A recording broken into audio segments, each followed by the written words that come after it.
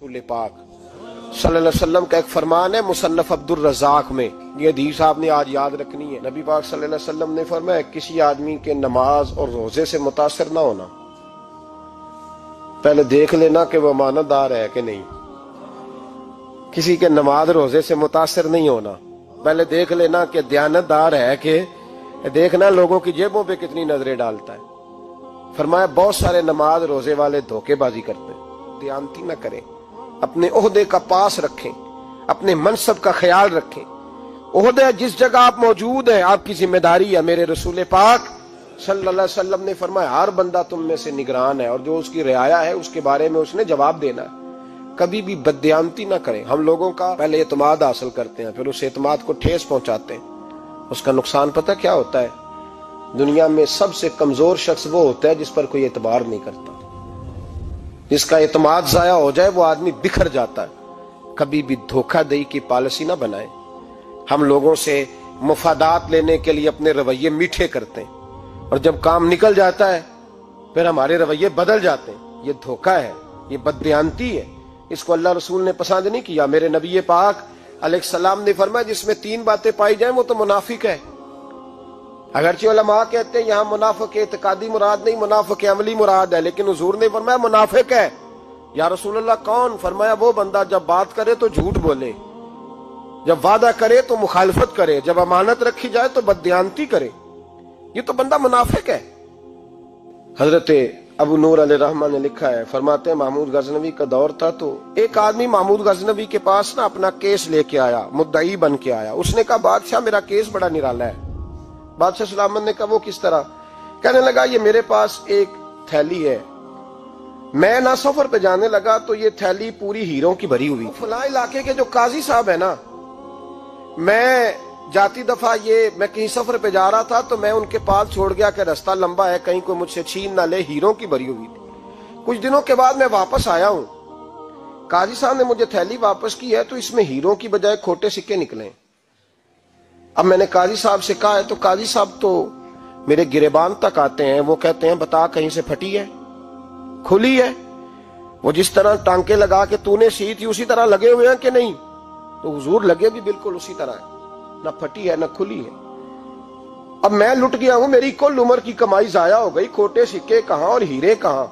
तो मेहरबानी करें और आप की बारगाह में अल्लाह रसूल के नाम पर हलफ देता हूं कि मैं हूं बिल्कुल सच्चा। महमूद गजनवी कहने लगे तू जा, थैली छोड़ जा और जब मैं तुझे बुलाऊंगा फिर दोबारा आना। वो शख्स चला गया। महमूद गजनवी उठे, दरबार बर्खास्त किया, लोगों से कहने लगे चले जाओ, मैं 3 दिन के लिए सैर करने जा रहा हूं, 3 दिन के बाद लौटूंगा। अकेले जब रह गए ना महमूद दरबार में तो महबूब ने छुरी मंगाई। वो जिस तख्त पे बैठते थे वहां गद्दा बिछा हुआ था, ये गद्दा पड़ा है ना, वो गद्दा बिछा हुआ था। महमूद ने छुरी के साथ उसको फाड़ डाला और छुरी जेब में रखी निकल गए। कहने लगे मेरे बाद कोई मेरे दरबार वाले इहाते में दाखिल ना हो। महमूद चले गए। अब वो सफाई करने वाला जब आया ना, उसने आके देखा तो गद्दा तो फटा हुआ है। उसने शोर डाल दिया, पहरेदार भी आ गए, फलां साहब भी आ गए, फलां साहब। उसने कहा ओ खुदा के बंदो उसका गद्दा फट गया है, वो तो मार डालेगा। उसने कहा था सिवाय सफाई और निगरानी वाले के दूसरा आए कोई ना, और यहाँ आया भी कोई नहीं। पहले दिन ही फटा हुआ है तो लटका देगा सबको, क्या करें? शोर हो गया, सारे दरबार के मुलाजिमीन इकट्ठे हो गए। एक बंदा बोला, कहने लगा फिक्र ना करो, मैं कैसे बंदे को जानता हूं, इस तरह सिएगा कि जिसने फाड़ा होगा उसे भी पता नहीं चलेगा कहां से फटा था। ऐसा बेहतरीन रफू करेगा कि पता भी। उसने कहा यार हम सारे एक महीने की तनख्वाह देते हैं, तू बंदा बुला। वो बुला लिया उसको, उसका नाम मोहम्मद रफूगर था। वो आया, उसको गद्दा दिखाया, उसका यार इस तरह सीना पता ना चले। उसने कहा फिक्र ही ना करो, मैं बड़ा कारीगर हूं। बड़े बड़े कारीगर लोग नहीं हमारे मुल्क में पाए जाते, कोई निशान छोड़ते हैं पीछे? बड़े कारीगर का पैसे होने चाहिए, बड़े बड़े कारीगर बंदे। आप यकीन करें ऐसा ऐसा फलसफा, ये उम्रा इबादत है ना, सरकार दो आलम सल्लल्लाहु अलैहि वसल्लम की बारगाह की हाजिरी बड़ी नेमत है ना। तो सऊदी गवर्नमेंट ने पाबंदी लगा दी, खैर उनकी भी ज्यादती है। इस तरह की पाबंदियां शरीयत इस्लामिया में जायज नहीं। अल्लाह के घर मुसलमान जब चाहे जा सकता है, लेकिन वो कहते हैं जी 2000 रियाल दे जिसने 2 साल बाद भी आना है। उन्होंने पाबंदी लगाई तो हमारे एजेंटों ने भी कई खास ट्रेनिंग हासिल की हुई है, पता नहीं कहां से सीख के आए, उन्होंने भी रास्ता निकाल लिया। ایک صاحب سے میں نے کہا کہ جناب وہ 2000 ریال لگ گیا تو کیا کرنا ہے؟ کہنے کوئی مسئلہ نہیں، پاسپورٹ نواں بنوا لو، گنجائش ہے، یعنی ہر شے کا حل ہے۔ اور میں نے کہا یار اب عمرہ کرنے جاتے وقت بھی بندہ دھوکہ دے کے جائے، اللہ کے گھر جاتے وقت بھی اس طرح کی حرکت کرے، کیا حال ہو گیا؟ ہر چیز کا لوگوں نے حل نکال لیا، ہر چیز کا لوگوں نے سٹائل بنا لی۔ ایسا نہ کریں، یہ درست نہیں۔ احمد رفوگر کہنے لگا اس طرح سیوں گا کہ پھاڑنے والے کو بھی پتہ نہیں۔ ان کا پیسے لے یار تو سی دے۔ اس نے سی دی، اگلے شام ہی لا کے بچھا دیا گدا۔ تیسرے دن بادشاہ سلامت آئے، آ کے پہلی نظر گدے پہ ڈالی، اس نے بلایا سب ملازمین کو، کہا کس نے سیا ہے؟ کہا جناب کیا ہوا؟ کہا یہ پھٹا ہوا تھا۔ کس نے؟ کہا نہیں پھٹا ہی نہیں۔ وہ کہنے لگے بنو بات، میں خود پھاڑ کے گیا تھا، تو بتاؤ صحیح سیا کس نے ہے؟ کہا جناب آپ پھاڑ کے گئے تھے تو بتایا کیوں نہیں؟ فرمانے لگے اسی لیے تو بتایا نہیں تھا کہ تم خود تحقیق کر لو، بلاؤ بتاؤ سیا کس نے۔ تو بلا لیا، احمد رفوگر آ گیا۔ اس کو جب بلا کے سامنے بادشاہ کھڑا کیا، کہا بھئی تو نے سیا ہے؟ کہنے لگا حضور آپ کے سارے ملازم کٹھے ہو کے آئے تھے، میری غلطی کوئی نہیں۔ کہا نہیں یار تو بڑا کاریگر ہے، میں نے اپنے ہاتھ سے پھاڑا تھا پر مجھے بھی نہیں پتا چل رہا کہاں سے پھٹا تھا۔ اچھا یہ بتا یہ تھیلی جو ہے یہ بھی تو نے سی تھی؟ اس نے کہا جی آپ کے خادم کا ہی کارنامہ ہے، وہ فلانے علاقے کے قاضی صاحب آئے تھے، اس میں سے ہیرے نکال کے تو کھوٹے سکے بھرے تھے، تو مجھے بھی تھوڑا سا حصہ ملا تھا۔ محمود نے سارے گواہ بھی اکٹھے کر لیے، ثبوت بھی اکٹھے کر لیے۔ پھر قاضی کو بلایا، پہلے سارے ثبوت اور گواہ کیس حل کر لیا۔ پھر ہمارے ہاں یہ حال ہوتا ہے کہ مدعی 2-3 ہفتے کے بعد خود ہی ہاتھ باندھ جاتا ہے، کہنا تسی میری جان چھڈو، مجرم پھڑو پاوے نہ پڑھو۔ وہ کہتا ہے مجھے معافی دو، میں رہا۔ ظلم ہے نا، ظلم زیادتی ہے کہ جو بیچارہ اتنے سوال مجرم سے نہیں ہوتے جتنے مدعی سے ہوتے ہیں۔ آپ یقین کریں اتنے سوالات ہوتے، بیچارہ ہف جاتا ہے۔ یہ طریقہ درست تو نہیں، ایک لٹ گیا اور دوسرا طرح طرح کے سوالوں کے جواب دیتا پھرے بیچارہ۔ سارے ثبوت اکٹھے کر کے قاضی صاحب کو بلایا، تنہائی میں لے جا کے محمود غزنوی نے کہا قاضی صاحب آپ سے غلطی ہو گئی، غریب آدمی تھا، وہ لٹ گیا ہے، اس نے تو بڑی مشکل سے کچھ ہیرے جمع کیے تھے اور اس کی کل کائنات تھی، تو آپ اس کا مال اسے دے دیں، بات ختم۔ قاضی صاحب کہنے لگے آپ مجھ پہ الزام لگا رہے ہیں، سوال ہی نہیں پیدا ہوتا، آپ میری داڑھی دیکھیں، آپ میرا اعزاز دیکھیں، دنیا جانتی ہے میں اس کا۔ قاضی صاحب انسان بھول ہی جاتا ہے، بندہ بھول جاتا ہے، غلطی ہوگی، مال نے کہا نہیں سب، کہا میں تنہائی میں پوچھ رہا ہوں، میں اس وقت پوچھ رہا ہوں جب دوسرا موجود کوئی نہیں، آج توبہ کر لے، میں کچھ نہیں کہوں گا، تو میری زبان پہ اعتبار کر، تجھے پتا ہے میں جو کہتا ہوں اس پہ عمل بھی کرتا ہوں، باز آ جا۔ پر قاضی نے کہا نہیں میری غلطی کوئی نہیں۔ محمود نے پھر بڑے دربار میں بلا لیا، مجمع عام میں۔ مہلت کے دنوں میں جو توبہ کر لے وہ بچ جاتے ہیں، لیکن لوگ رسوائیوں کے دنوں میں پھر واپس لوٹتے ہیں اگلا گھر دیکھ کے، پھر حالات اور طرح کے ہو چکے ہوتے ہیں۔ جب بڑے دربار میں قاضی کو بلایا، بھائی تو مانتا ہے کہ نہیں؟ اس نے کہا نہیں۔ تو کہا بلاؤ احمد رفوگر کو۔ جب احمد رفوگر آیا تو بوڑھے قاضی کی ٹانگیں کانپنے لگی، جملے ٹوٹنے لگے، لفظ زمین پر گرنے لگے، بات صحیح نہیں ہوتی، زبان لڑکھڑانے لگی۔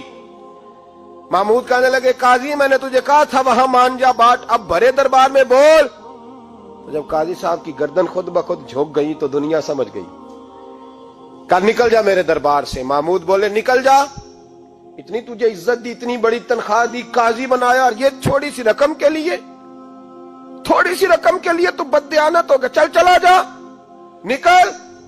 قاضی دربار سے نکلا تو لوگ لعنتیں برسانے لگے۔